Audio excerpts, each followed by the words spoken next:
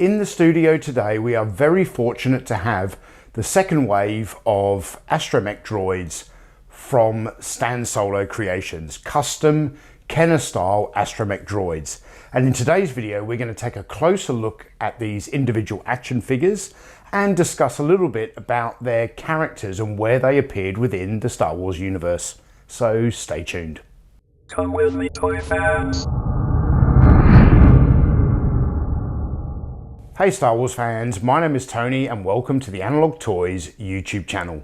In our last video where we discussed the Stan Solo protocol droids and astromech droids, you'll note that the line pretty much consisted of retooled custom variations of the C-3PO action figure and variations of the R2 unit. This new wave features a variety of R5 style astromech droids, and that's because Chris Smith at Stan Solo has recreated the original R5-D4 action figure. Not just has he recreated the R5-D4, he's created the rare red bar variant. You know, he was that R5 unit that had the bad motivator, who most recently has also appeared in The Mandalorian Season 2. Along with an absolutely gorgeous Droids version of this character from the animated cartoon. Both of these come on beautiful card backs, and the Droids version in particular has a stunning coin included in the bubble with the action figure. So on the table next to me, I have 6 new astromech droids from Stan Solo, featuring 2 R2 units, although one's called an R3 unit, I'm not quite sure why, and the other 4 are R5 units. So let's step through these different astromech droids one at a time. And first of all, we have R2-X2, who is a green and white astromech droid that served with the Alliance as part of Red Squadron on the mission to destroy the first Death Star. R2-X2 flew with Red 10, but unfortunately both of the pilot and the droid were killed and destroyed when the X-Wing starfighter was shot down. Next up, we have R3-T6. So I always thought this style of astromech droids were all kind of R2 models. Apparently this is an R3 Imperial astromech droid which served aboard the first Death Star. So this droid was on the Death Star while R2-X2 was in a Y-Wing trying to destroy the Death Star. And again, this droid was destroyed when the Rebel Alliance blew up the first Death Star. And so far, these astromech droids really aren't having a good run, are they? I mean, the R2 variation was destroyed when the X-Wing was shot down over the Death Star, and the R3 droid was destroyed with the Death Star when it blew up. Next up, we have R5K6, a mostly red astromech droid with some black detailing, who also served with the Alliance.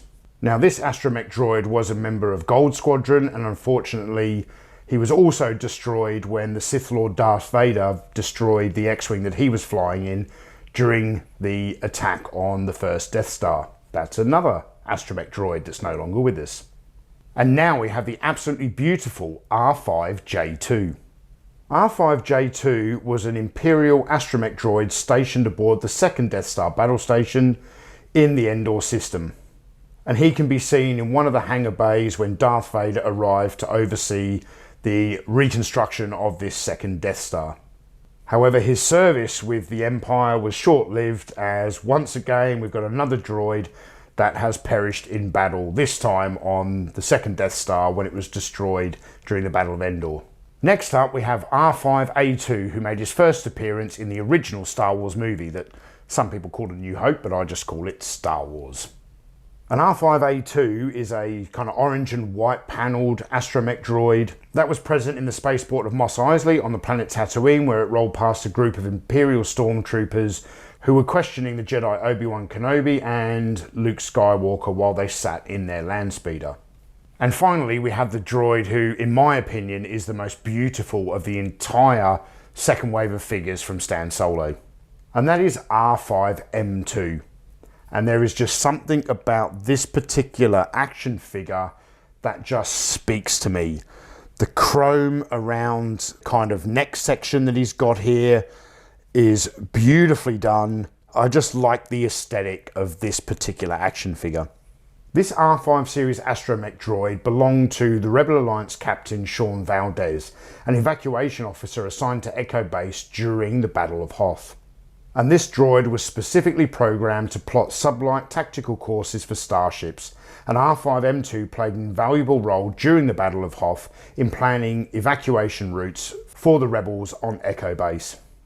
And I particularly enjoyed researching these background characters from the Star Wars original trilogy universe, because the figures themselves are absolutely stunning. Like, what Chris Smith does is he gifts the Star Wars collecting community with action figures that look and feel and resemble everything that would have come out of the Kenner factory back in the day had it have continued going past 1985. The design aesthetic is completely correct to Kenner. The type of plastics used, the quality on display, it's just impeccable. And each of these astromech droids just fits seamlessly with your vintage Kenner action figures.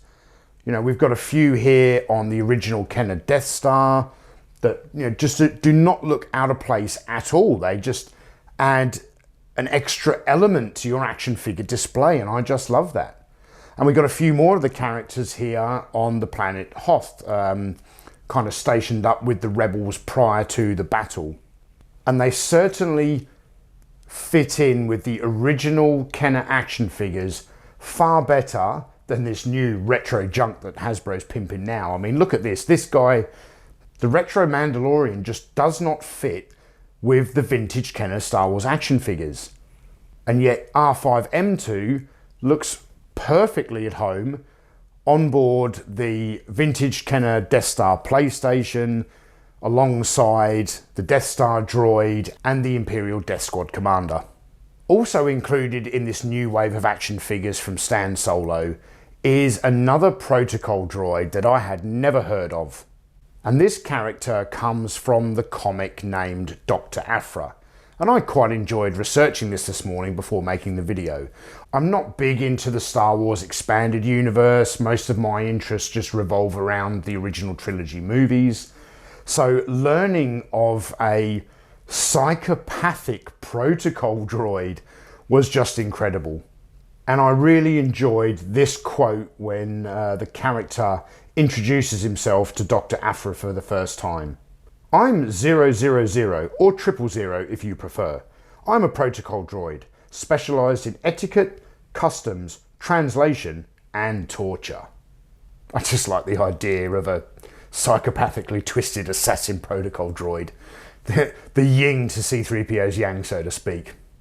And while I didn't know anything about this particular character, the card back included here is just gorgeous. I'm assuming this image has been taken from one of the modern comics. I just love it. Absolutely love it. Right now in 2020, the custom Kenner style action figures being produced by Stan Solo are far and away the best action figure products available for Star Wars action figure collectors. Yes, I do particularly like the Black Series, but with this line, I am stepping forward into a whole new scale. It's almost a brand new collection for me. But the products being offered by Stan Solo simply enhance the vintage Kenner collection that I have already been acquiring for several years.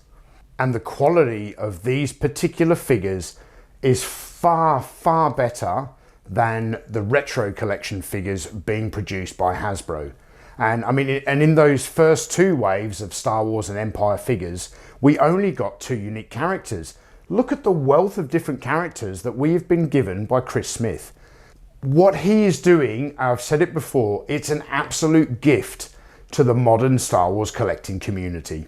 So Chris Smith, Stan Solo, keep doing what you're doing. I can't wait for the Death Star Gunner. I can't wait for a Man. I'm just lapping up every single product that you put out. Every single announcement that comes from this independent fan-made toy producer gets me excited. Whereas most of the announcement I get from Hasbro just send me into a fit of complete rage because they're just disappointing me every single time.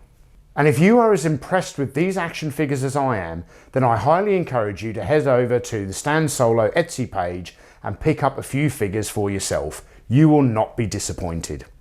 All of the links to the Stan Solo Creations Etsy page are in the description of this video.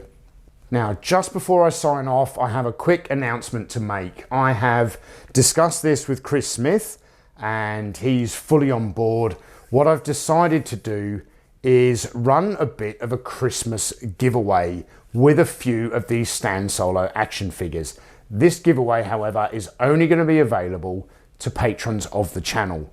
So if you want further details, head over to our Patreon page where there'll be a video dropping in the next day or so telling you about the details of this Christmas giveaway.